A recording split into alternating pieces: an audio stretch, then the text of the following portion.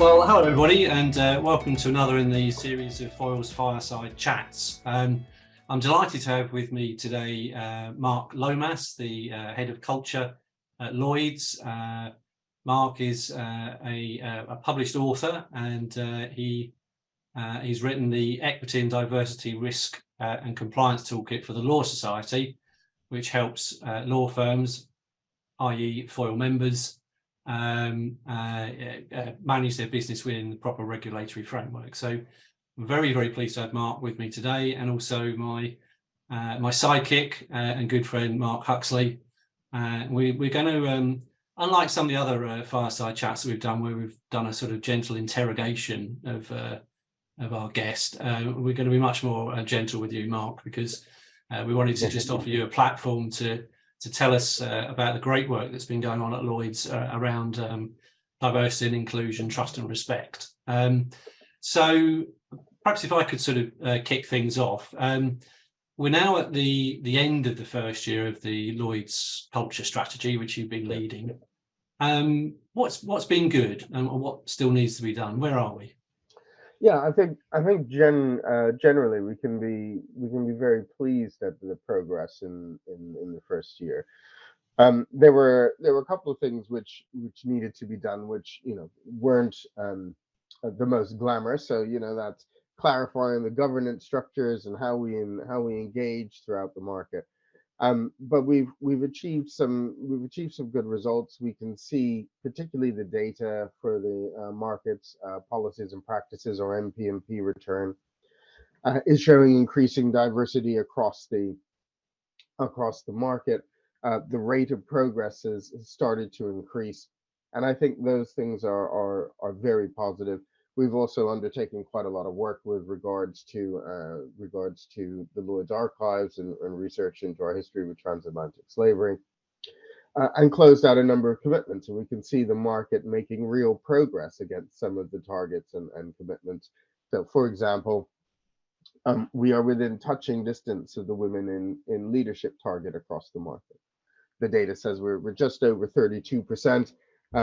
And to get us to that 35% target would mean recruiting an additional 115 women leaders across a workforce of 48,000 over the next year. Wow. That assumes no turnover, right? But so it's within our gift to meet that target, and we see the market again improving in terms of the 1 in 3 hiring ambition that was set by Lloyd, and ethnic minority representation across the market and in leadership increasing at a faster rate than before. So I think we can look at the first year and say, yes, we've made some good progress and be happy with that.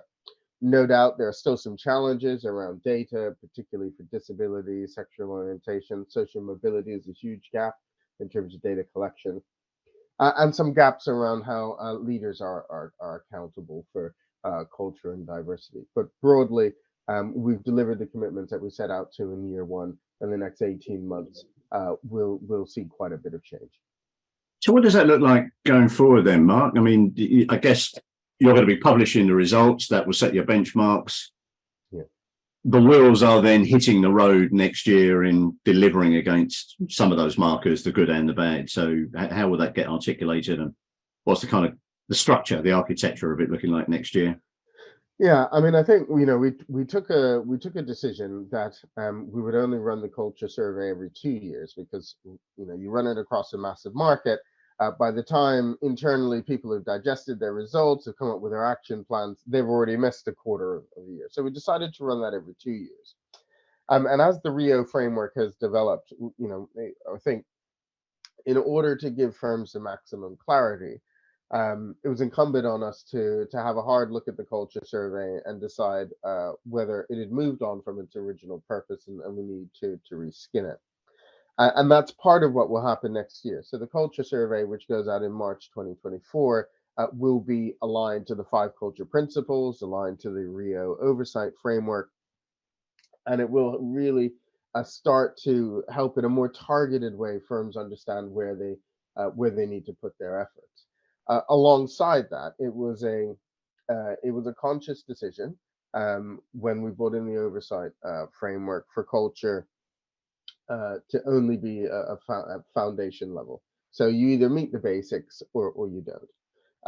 And we are now going to fully articulate that Rio framework over the next year across all the different levels, mainly so that those firms that are doing really well,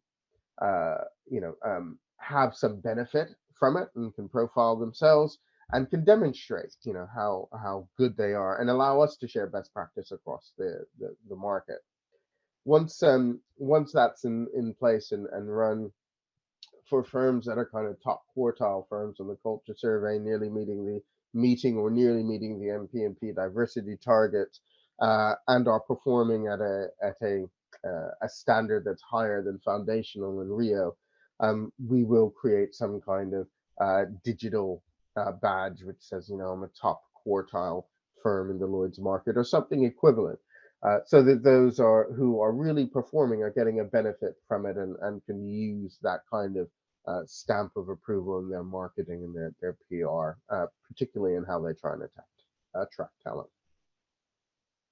Yeah, yeah. I mean, I guess a lot of the push for change, particularly at sort of cultural level, has to come from the top. Do you get a sense of how boards of companies are incentivizing their CEOs, their senior management, to push change in this direction? Or is that something that's on your radar or not? Yeah, absolutely. And there are both positives and negatives. So, the data that we're collecting says there have been pretty significant increases in the number of boards that have culture, diversity, etc., as regular board items, and that they're scrutinizing it regularly. But if there's one thing I'm a little disappointed about, I think it's the stat in the MP&P return, which shows it's one stat which actually kind of hasn't moved at all. And and that stat is that only 29% of leaders in the market have any kind of remuneration linked to performance against culture, diversity, engagement type KPIs. And for me, I think that's a bit of a gap. And there are firms who do have that link, and we can see their progress is good. We at the corporation, we have requirements tied into remuneration. So that is a bit I'm a little bit disappointed with, because I think if you put your money where your mouth is and you lean in as a leadership team, there's no doubt in my mind the rate of progress would further accelerate. I was just musing as you were saying what you said there, Mark, about and credit to what the work you do. I don't think you could be any more communicative with the market about what you're doing. And a little bit of a call out for a couple of the events that you've put on. I mean, you kind of invited us along for the Mary Ann Siggott Gender Gap, Authority Gap, which was a fabulous evening. I know you've got another one coming up soon about interfaith, but going back to the Mary Ann Siggott, if I'm allowed to make a small observation. I mean, there was a good 120 people in the room. Bear in mind, it was about gender inequality. I would count myself as one of 12 men that were in the room, and the whole kind of allyship thing, which has got to drive much across that. So culture, very much going back to your culture strategy, it's the culture at the top. Is that where the real change has got to come? The boards are playing not lip service to it because they are taking it seriously, but they're seeing it as a strategy or a function, not actually as a real culture that's got to go on. And some of this allyship, some of this kind of real change at the top that Lawrence was talking about is really what's got to drive on. Yeah, I absolutely think so. There's no doubt if you're accountable to something, you're far more likely to scrutinize it, get involved. So I think that is important. I think the other thing that's important is when leadership lean in, you give people permission to take a little bit of time to do the things that are necessary. And I would hope over the next year or two we do see that change. And I think for me, it's sometimes it's the absolute everyday decisions that people make. Yeah, right. I know I need to recruit. Okay, this time, I'm going to do it a little bit. I'm going to do it a little bit differently, and and see what result I get. Actually, taking the interfaith event as an example, great to bring someone along who's not so familiar, right? And that kind of acceptance of education, acceptance of challenge, wanting to be personally involved. I think that's how we really move to the next step. And it's vitally important, I think, that leaders are held accountable for not only the culture they set, but the permission they're giving people and the results. Because I've known a lot of leaders, and in my time, the leadership groups that understand, yes, this is part of our business strategy, therefore I'm held accountable, that's linked to my remuneration, are very focused. And I'm a big fan of having group objectives at a senior level. I mean, that might be self-interest because it makes it easier for me. I don't need to chase everyone. They're chasing each other to perform. But that kind of collective responsibility is hugely important and very powerful. When you get it right, you do see things accelerate. Yeah.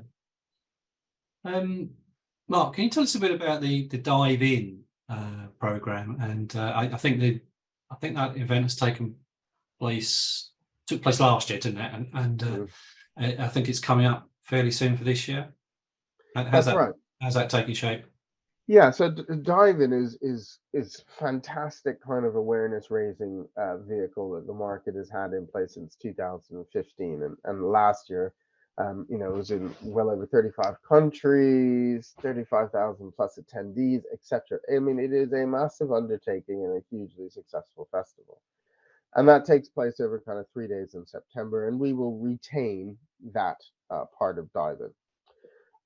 But one of the things that's come back through the feedback is that people want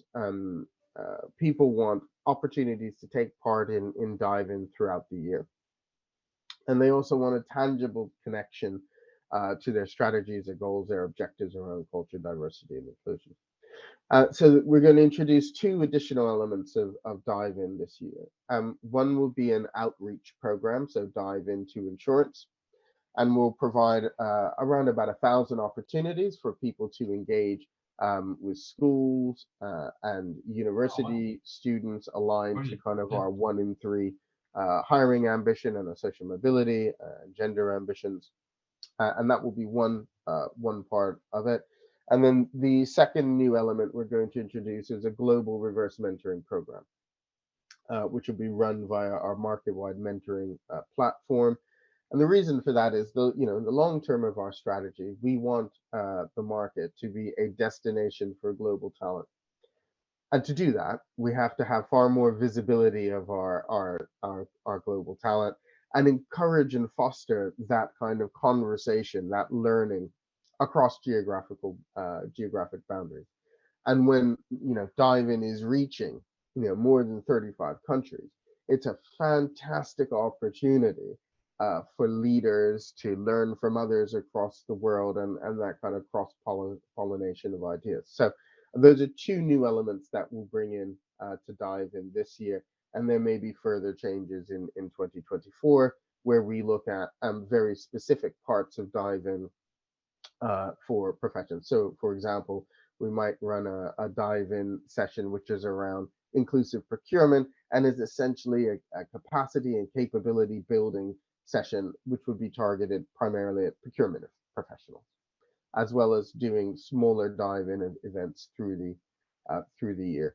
Hopefully, culminating at the end of 2024 in a careers conference that we hope to be able to hold in the underwriting room at Lloyd, and take advantage of all the people that we have done outreach with and bring them in front of all the insurance companies in the market, kind of speed dating for careers, if that's a suitable comparison. So I'm going to drift the conversation into your very last comment, but before we do that, I assume the Dive In Festival website's up and running. If people go Google it, they'll find it. And the dates, it's September time? Yes, it's the end of September. So we are preparing the launch of Dive In 2023 at the moment. So it'll be a few weeks before everything is advertised and up on the website. Yeah. But you'll be socializing it, LinkedIn, and all that good stuff going on. Okay. Yeah, So, absolutely. I just wanted to pick up, well, drift the conversation into the kind of last things you said about really getting stuck into this driving in next generation talent coming into the market. And I think all of us would accept insurance and the London market and insurance has staggered a little bit in that. You know, there were some quite frightening statistics that London Market Group put out there, but I know everyone's working really hard. So building that into the kind of diversity work that you're doing, you know, where do we get that next generation talent from? What should we be looking for? What does diversity really look for? You know, kind of alternative abilities, definitely social mobility. I mean, you called that out yourself at the start of it. You know, how are we shaking the tree to get the right kind of people to come into the market? Yeah, I mean, it is a great question and it's a good challenge. I mean, one of the things that we learned from the MPMP return this year is that the market actually has a younger demographic than we thought. So 23% of everyone in the market is over 50 versus around 22% who are under 30.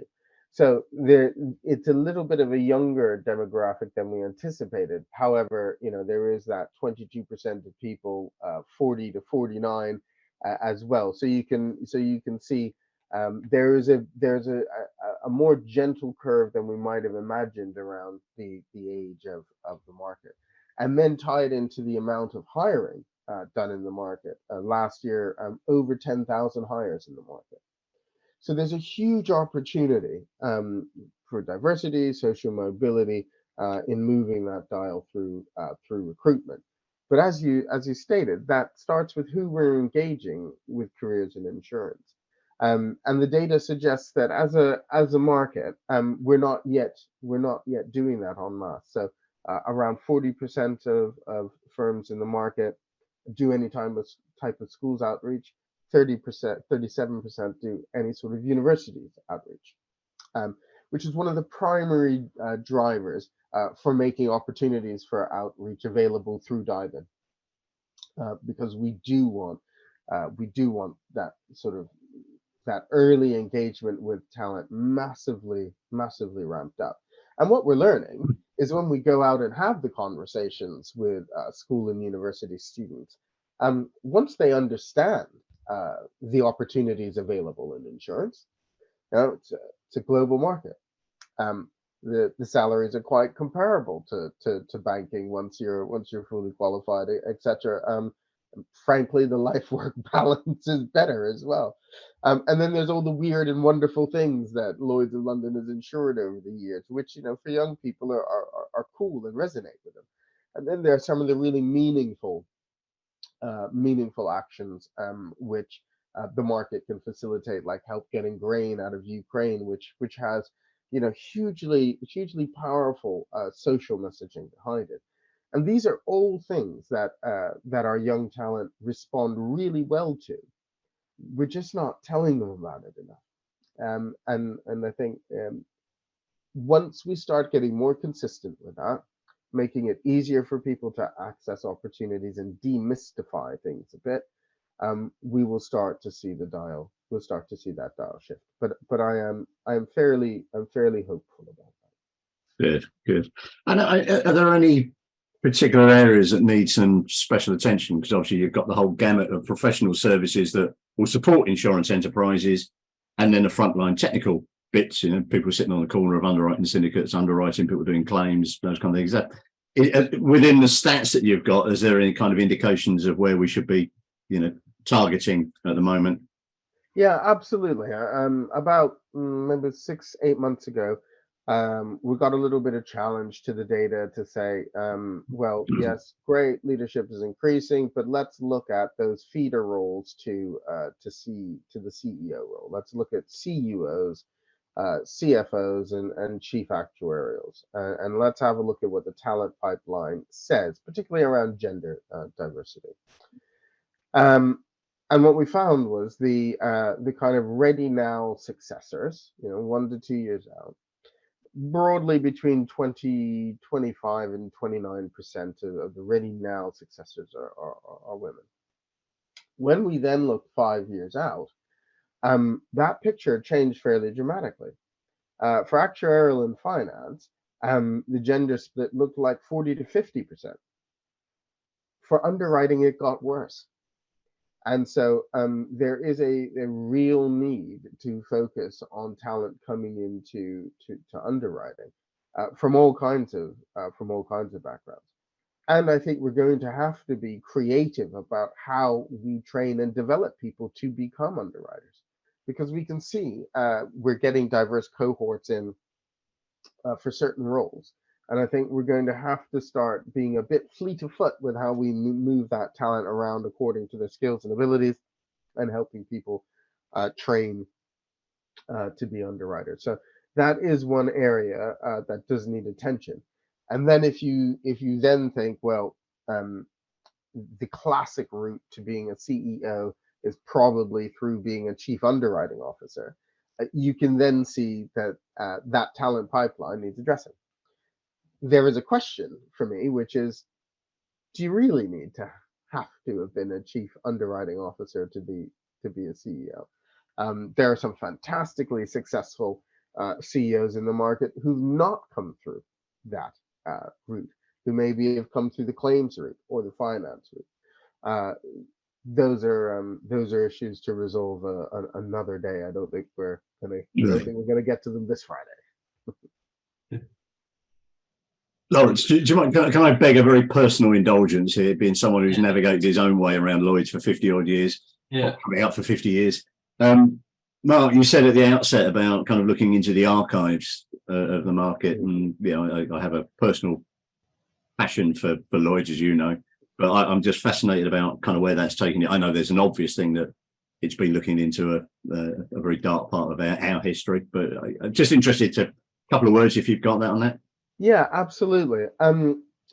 It was very important in 2020 with the Black Lives Matter movement. A lot of focus was on Lloyd's, and Lloyd's apologized for its role in transatlantic slavery, and set out some interim measures, things like the 1 in 3 hiring ambition, collecting ethnicity data, which now 94% of firms in the market are collecting versus 76% last year. So some really great progress here.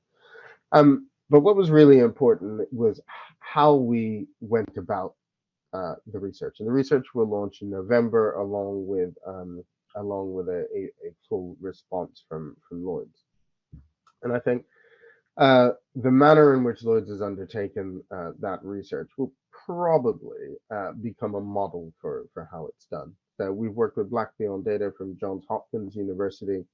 The research is completely independently funded, so Lloyd's has no financial interest in the research, and is completely editorially independent. So again, there's no conflicts of interest. The research will say what it says. We put a lot of emphasis both on the research side, which has an advisory board working with Black cultural organizations to advise on some of the nuances of the messaging and the outcomes.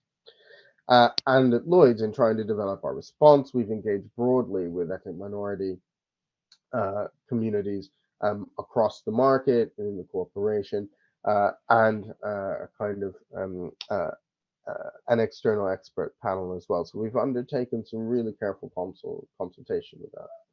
And what we'll launch in November is not only sort of the outputs of the research, but a digital exhibition, which will be available to the public. And as part of that, there'll be some educational materials developed as well. And then Lloyd's will set out kind of its response. And I'm well aware that there will be those people who say, well, why on earth are you looking at this? It happened hundreds of years ago. Well, what's it got to do with us? Interestingly enough, I mean, we can still see some of the impacts from slavery and race inequality today in society. But I think importantly for me, when we're trying to attract in diverse groups from diverse communities, these are issues that they are aware of. being transparent, being open, addressing those issues, it builds confidence. And in my time at Lloyd's, I was talking to someone the other day who said, actually, the reason I was willing to apply to Lloyd's is because I saw you were doing this sort of work, and regardless of the nature of what the full research finds, the fact that Lloyd's has been open and transparent about it um, is means a lot. So I have no doubt we will learn, we will learn some fascinating things and some horrific things from the research. Um, but I think more importantly, it's what we're going to do in the future, and how that really helps the market with their talent agenda, particularly as we see a number of areas in the Lloyd's market, such as Africa, as real areas of growth. So diversity, for me, will be intrinsically linked to how we grow the Lloyd's market around the world, and doing this sort of introspection and this research in the way that we've done it, I think will set us apart from some of the others who have done similar things. Well, all power to your elbow, Mark. I think it's fabulous work. So thank you for the indulgence, Lawrence. Okay, all right. Well, listen, that's been really, really insightful, Mark, and really appreciate your time, and also for you, Mark Huxley, for your, as ever, insightful comments and picking up in the conversation. Is there anything, Mark Lomas, that you would like to just finish off with as a message to FOIL members, the law firms that are in FOIL, and any sort of points you'd like to make to them specifically? Yeah, I think one of the things that we've seen from the data coming back is the market is fairly immature in terms of its supply chain management around diversity and inclusion. And we at the corporation are doing lots of work now to ensure that our procurement processes take into account performance on diversity, inclusion, culture, engagement, well-being, etc. And we will introduce some supply chain elements into a fully articulated Rio framework over time. And so for FOIL members, I think you can fully expect to start to see in the next few years more of a focus on this in the procurement processes for firms in the market, and therefore being able to evidence the impact, particularly of what you're doing around diversity, inclusion, culture, is only going to become a more important part of winning business. Okay, thanks very much, both. Please, FOIL members and anybody else who's watching this, have a look at some of other fireside chats. They're all worth a watch. And we'll see you again soon. Thanks very much. Bye.